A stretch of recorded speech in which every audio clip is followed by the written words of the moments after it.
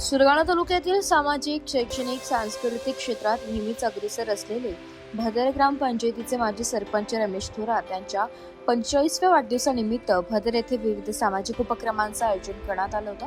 वाढदिवसानिमित्त विविध प्रजातींची झाडे लावून वृक्ष संवर्धनाबरोबरच पर्यावरण संरक्षणाचा संदेश देण्यात आला. या निमित्ताने भदर गावात एक कुटुंब एक झाड दारासमोर लावण्याचा संकल्प करून त्या रोपांचे जतन व संवर्धन करण्याचा निर्धार केला. थोरात यांची पत्नी झेंबाबाई थोरात या भदर ग्रामपंचायतीच्या विद्यमान सरपंच असून आरोग्य, शिक्षण, दळणवळण, महिला सक्षमीकरण व सबलीकरणासाठी विशेष प्रयत्नशील आहे. थोरात यांनी मागील काळात भदर डोंगरावर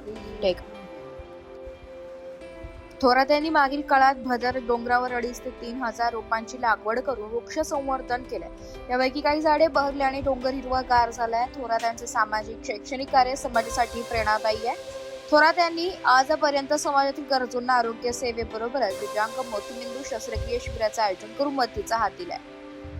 नाशिक लोकशाही न्यूज साठी रतन चौधरी, सुरगाणा.